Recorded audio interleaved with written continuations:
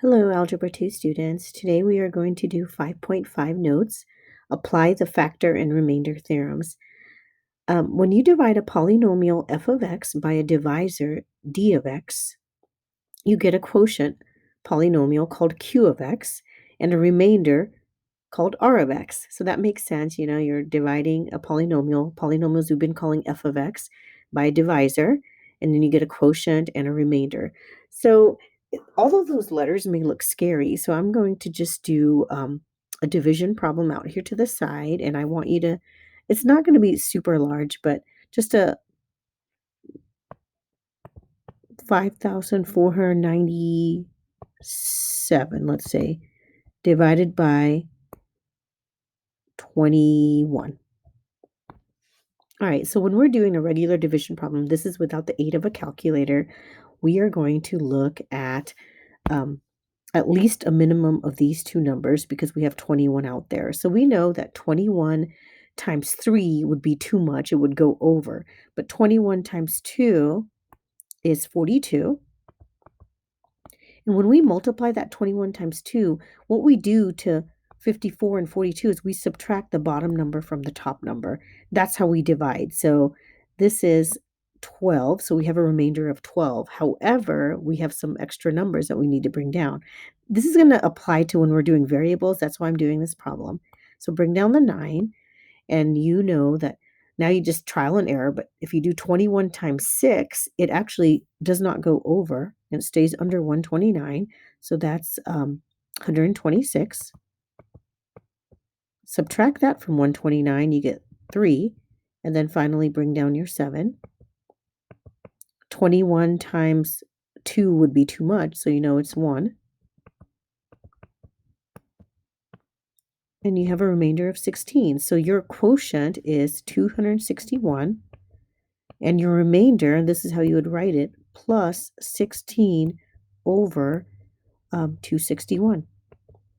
That's how you actually write that problem, even though in elementary school, you always wrote it like 261, remainder 16, which meant the same thing. We're going to do the same thing with polynomial long division. However, we're going to have variables. So it could be a little daunting at first, but it's not too bad. We're going to do 2 examples, and notice we're going to need a little bit of room, so I did 2 examples per page. So for polynomial long division, when dividing polynomials, set it up just as you would with numbers. So for this, 1 divided by 2 means 1 goes inside the box, so to speak, the division, and the 2 goes outside.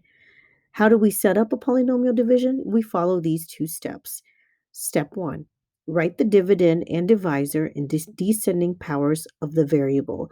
So in 1 divided by 2, 2 would be your divisor. All right. Then we, on step 2, insert placeholders with 0 coefficients for missing powers of the variable. And we're not doing one like that. Oh, yes, we are, the very first one. So I'm going to show you how to set it up. So divide f of x, that's your polynomial, which is x cubed plus 3x squared minus 7, by your divisor, which is x squared minus x minus 2, using polynomial long division. Notice f of x is missing an x term, so you use 0x. How do you know it's missing? Because if you look over here, the exponent goes from 3 to 2, but the x to the first power is missing. So because it's missing, you're going to put a 0x placeholder in its spot because you can't have anything missing. So here's how we should write f of x. F of x equals x to the third plus 3x squared plus 0x minus 7. And you're going to divide it by x squared minus x minus 2. So x squared minus x minus 2 goes out there. It's really, really not that bad, but as long as you follow my steps, x to the third plus 3x squared plus 0x minus 7. All right, so here's the first thing that you do. You look at the largest degree of the divisor, or the largest exponent. So your divisor's exponent, it's a 2 right here. Right? And then you look at, actually, you're supposed to be looking at this, my bad. So you look at x cubed. And you need to figure out how to get x to the third if you have x squared right here as your largest. So you need an extra x. So you're going to multiply by an x. That's the only way to get x to the third, because x squared times x gets you x to the third. So where does that x go? Because it's just a single x, it has to go over the single x right there. It can't go over the x squared, nor can it go over the x to the third. So that's the first thing you do. Look at this and look at that. And so now you multiply just like we did with regular numbers. So multiply this x right here by each of these terms here. So we would do x times x squared is x to the third. X times a negative x is negative x squared. If it helps you, and for a lot of students it helps them, put that in there because it really does help. Okay. And then finally, x times a negative 2 is negative 2x. Remember, we have to bring down a number. So now we're going to subtract the bottom polynomial from the top polynomial. And so when we subtract, notice there's more than one term. So put that in parentheses and put a subtract here. And so we have x to the third minus x to the third, which is 0. Those cancel. We have 3x squared minus a negative x squared, and that becomes 4x squared. And then we have 0x minus a negative 2x, and it becomes a positive 2x. When you're subtracting, those numbers in parentheses become opposite signs. And that's why we have the 2x and the 4x squared. And then finally, you bring down your 7, negative 7. And you take a look at, go back here. So take a look at this and take a look at that again. And how are we going to get 4x squared when we just have an x squared out there? So you would multiply that x squared by 4. So this would be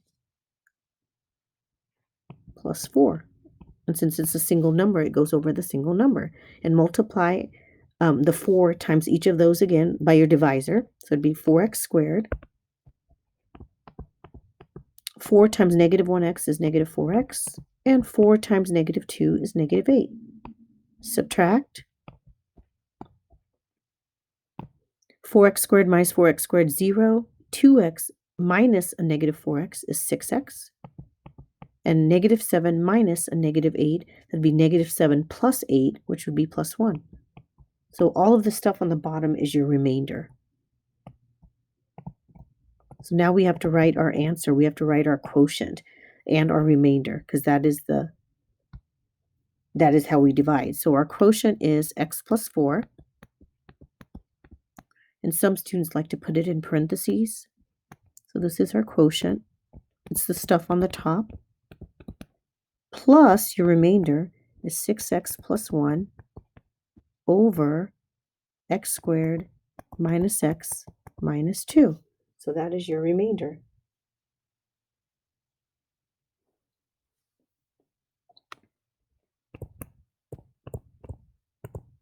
You always have to write your remainder over the divisor. Let's box in our answer. Never thought you would do long division in Algebra 2, would you? Well, you are. Okay, let's do another one. Divide f of x equals 3x to the third plus 17x squared plus 21x minus 11 by x plus 3 using polynomial long division. I have good news. This one is not missing any terms, so we can just make our box. So x plus 3 is our divisor. Up on top, we have 3x to the third plus, or not, inside the box, sorry, plus 17x squared plus 21x minus 11. Okay, underline if it helps. Underline this, underline that. The only way you can get 3x to the third from x is to multiply the x by 3x squared. And so that has to go right here. Okay, then multiply back out. 3x squared times x is 3x to the third. These first two terms must be identical. because they have to cancel to give you 0. And then 3x squared times 3 is a positive 9x squared. Put in parentheses and subtract from each other. First ones are always going to be 0. 17x squared minus a positive 9x squared, so that'd be 8x squared. Now bring down your positive 21x. Repeat again. Underline.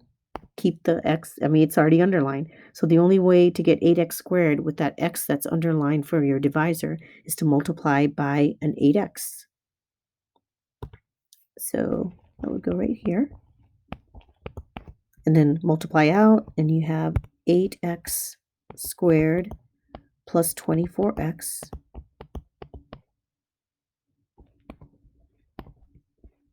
subtract 21x minus 24x is a negative 3x. And lastly, bring down your negative 11. Underline the first term again, and you are going to multiply the x times the negative 3. And so that multiply back out, you get negative 3x minus 9. Last subtraction. Negative 3x minus a negative 3x, that becomes negative 3x plus 3x, which is 0.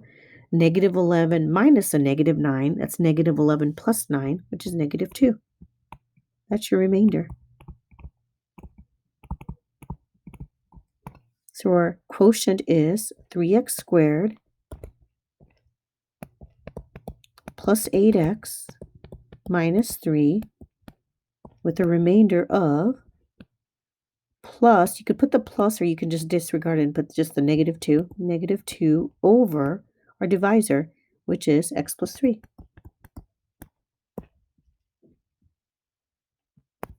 So that's the first part of this section, doing polynomial long division. The second part, students love this once they get really good at it. It's called synthetic division. Synthetic means like fake. It's a method that can be used to divide any polynomial by a divisor in the form x minus k, where k is an integer, positive or negative. It's a linear factor. Now I want to go back to the previous two problems that we did. If we look at the first one, in the first particular example, this divisor is not linear. It's a quadratic. It has an x to the second. You cannot use synthetic division unless the divisor is linear. So we had to use long division to do it. In example 2, this is linear because x is to the first power. When it's linear, you want to jump up for joy because you can use synthetic division, and synthetic division is so fun. So we are going to do a different problem. I could have done the same problem using synthetic division, and if I have time, I may. We could have done that problem using the second technique I'm going to show you, and it is great because it doesn't take us that long at all. When we do use synthetic division, you will have, if you have a remainder, it is going to be this particular way. If a polynomial f of x is divided by a linear divisor, then the remainder is going to be, it's going to be r, but it's equal to f of k. Don't really worry too much about what that means right now. Let's just go ahead. You know what? Let's just go back over here and I'll show you how to do this problem using synthetic division. So to do synthetic division, I'm going to do it out here. So we're going to get the same answer as we are in the red box. We are going to put the numbers that are your in the box, 3, just the coefficients only, 17, space them a little bit, 21, and negative 11. So you put those numbers alongside the top. Over here on the side, you put a negative 3. I'm going to tell you where I got the negative 3. It is the opposite of a positive 3. You always use the opposite. So over there is negative 3. Here's what you do next. You bring down your 3, your first number anyways. Now what you do is you multiply these two. And that answer is a negative 9. It goes right here. Now, you always add this way. So add. So 17 minus 9 is a positive 8. And then you repeat, you multiply. Oops, can't put the numbers there. 8 times negative 3 is negative 24. Again, add. It's negative 3. Multiply. It's positive 9. Add. Last number is your remainder. And here is your answer. All the numbers at the bottom. So 3x squared. How do you know it's x squared? It's always one less exponent than what you started with in your original polynomial. So 3x squared plus 8x minus 3, all with a remainder of a negative 2 over your x plus 3. So same answer. So we are going to do a couple here. And the first one, notice the polynomial is not missing any terms. So we're going to put the coefficients only. So 2, 9, 14, and 5. The opposite of negative 3 is a positive 3. Bring down your 2. I'm just going to put x, so multiply. So 3 times 2 is 6. Add. 15 times 3 is 45. Add those two numbers. 59 times 3, use a calculator if you have to, so I guess I'll put add here. So 59 times 3 is 177. Add. This is your remainder. Okay, so your quotient is, so because it was x minus 3, we use 3. Okay, so our quotient is 2x, but what is the exponent going to be on x? It is going to be 2 because it's 1 less than the original degree.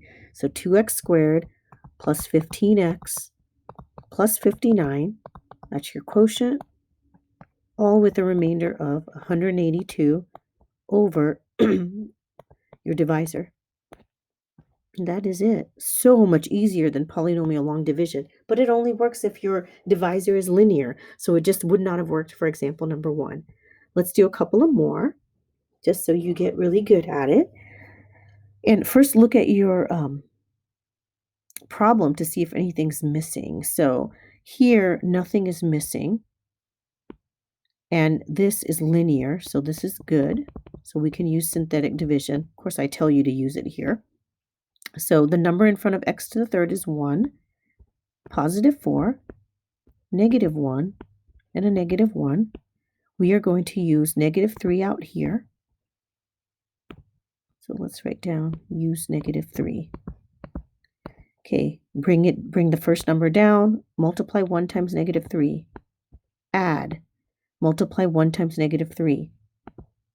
Add, multiply negative 4 times negative 3. Please be careful. You miss a sign here and you are in trouble. 12 plus a negative 1 is 11. So your remainder is 11. So what is your answer? X squared, remember that is a 1. So it's a 1x squared plus 1x minus 4. That's your quotient. You might want to circle your remainder so you know that the remainder goes over your fraction. Unless the remainder is 0, then you don't write anything. Plus 11 over your divisor. And our last one in synthetic division. I like this. Hopefully you like this, quote, fake division. Nothing's missing. So 4, put a 1 here if that helps you. 1, negative 3, positive 7. Use a positive 1. Bring down your 4. 1 times 4 is 4. 1 plus 4 is 5. 1 times 5 is 5. Negative 3 plus 5 is 2. 1 times 2 is 2. 7 plus 2 is 9. Remainder. So your quotient is 4x squared plus 5x plus 2 with a remainder of 9 over x minus 1. Seriously, this is not bad at all. Not bad at all. Okay, the factor theorem. A polynomial f of x has a factor x minus k if and only if f of k equals 0. So if the remainder is 0, then something is a factor. So synthetic division will help us here as well. Notice the wording here on example 5 is different than examples 3 and 4, because in 3 and 4 I just said use synthetic division to divide. Here in example 5, factor the polynomial. Remember, when we factor, we're creating parentheses to completely, given that x minus 3 is a factor. Now, could you use factor by grouping? In this one, no, that's not going to work. So there's going to have to be another technique. I would tell you, but if I give you something like this, where I give you a hint that something is a factor, and here I tell you x minus 3 is a factor, then that's giving you a big hint.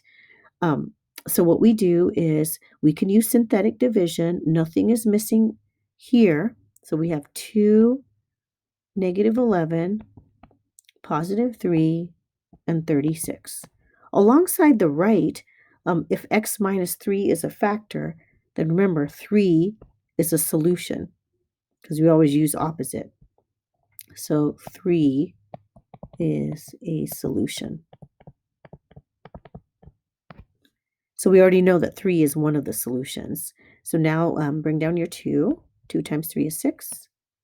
Add. Multiply 3 times negative 5. Add those two vertically. Multiply negative 12 times 3. And bingo, when the remainder is 0, you are extremely happy. You will be happy in this chapter when the remainder is 0. So when the remainder is 0, you can do the following. So f of x equals, we're going to put x minus 3 because I gave you a hint that that was one factor. So we put x minus 3 there, and now you put your quotient here, 2x squared minus 5x minus 12.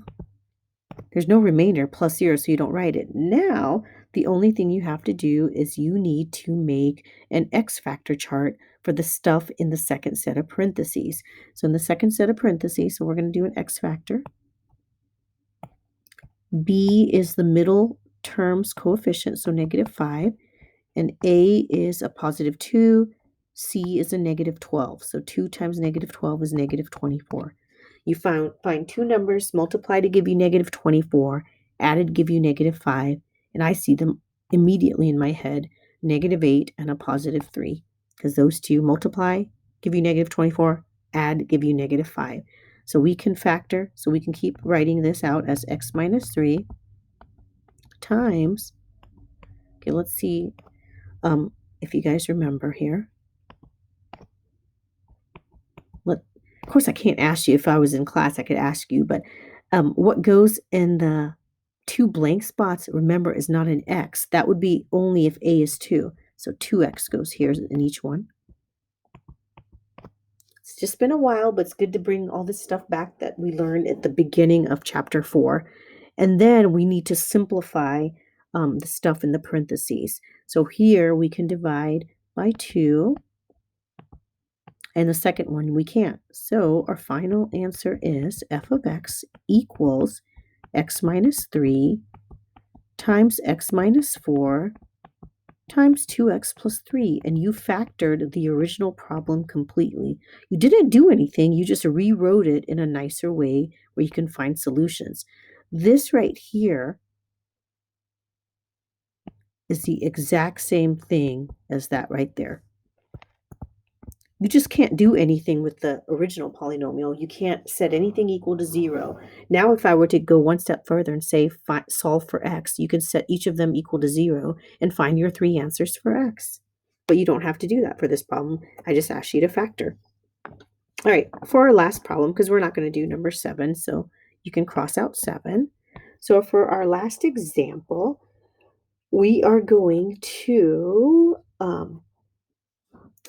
find all the zeros. So that's the thing that we did not do in example 5. So let's check to see if this is in descending order, and if it's missing anything, it's not. It has all the exponents. So we have 1, 1, negative 16, negative 16. X equals 4 is a 0. This time, notice it's not written as, here's how it would be as a factor. So this time you don't use the opposite. It's already telling you that it's 4. The zeros go out here. So these are your zeros or solutions. Okay, so bring down your 1. 1 times 4 is 4. 1 plus 4 is 5. 5 times 4 is 20. Add those two vertically. 4 times 4 is 16. 0. That's what we're looking for, a 0. So 4 is a 0. So with 4 being a 0, we can write f of x equals, if 4 is a 0, x minus 4 is a factor. And you put your quotient here, which is 1x squared plus 5x plus 4. Now that one, the second set of parentheses is going to be really, really easy to factor because everything's positive. B is 5. A times C is 1 times 4. And the only two numbers that satisfy the top and bottom numbers are 1 and 4. So f of x equals x minus 4 times, here we can use x because a is 1, x plus 1, x plus 4. We factored it completely, but now we have to answer the questions. What are the zeros? They gave us one of the zeros. One of the zeros is x equals 4, and we need to find the other zero. So let's just set all of these equal to 0. So x minus 4 equals 0, x plus 1 equals 0, x plus 4 equals 0. So here, adding 4 to both sides, you get x equals 4, subtracting 1 to both sides, subtracting 4 to both sides. So those are your zeros. So your zeros are x equals 4, negative 1, and negative 4. Remember when I said that the degree tells you how many zeros you're going to have? The degree is 3. We're going to have 3 zeros. This is, again, a preview of another lesson. And here we have 3 zeros. These are all of the numbers on the x-axis where the polynomial will cross. And those are your notes for today. Have a great day, Algebra 2 students.